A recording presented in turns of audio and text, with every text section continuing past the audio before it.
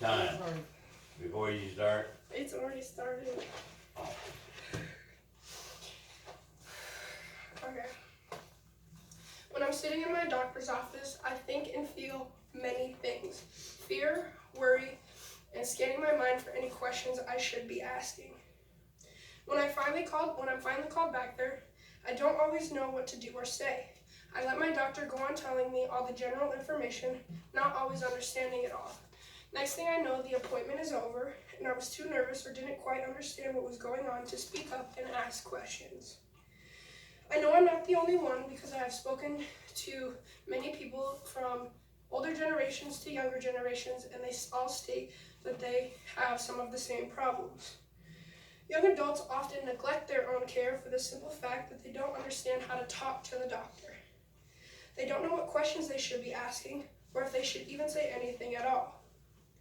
They usually want to get in and out for the simple fact that the whole process is intimidating. Whereas older generations might be a little out of the loop. A lot has changed since they were younger, and a lot of the practices and terminology could go right over their head. This is why classes educating those on how to advocate for themselves are crucial and important. There is so much people could learn from these classes. They could teach people the importance of listening effectively and how to take notes during an appointment.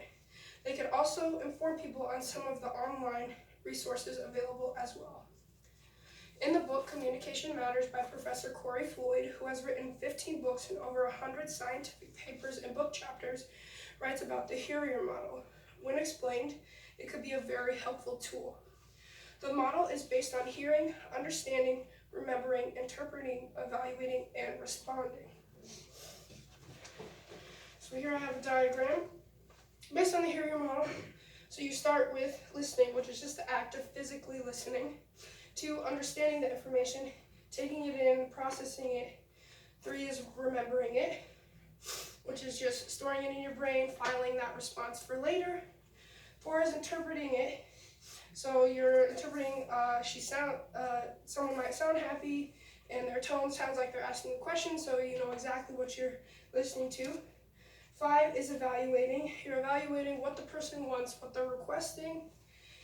And 6 is finally a response, just a simple response saying, yes, I want this, no, I want that, and so on and so forth.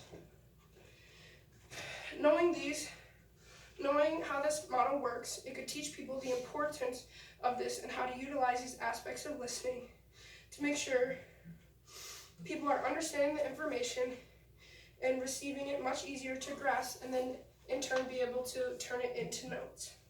This is already a big step in the right direction to be able to properly understand and advocate for yourself and others. There is also an online resource I came across as well called Zago.com. Their mission statement states exactly, the mission of Zago Incorporated is to provide patients and their family caregivers with the information, tools, and resources they need to become empowered, engaged, effective members of their medical teams for the best possible care. They have a section on taking notes during appointments and why it is important to do so.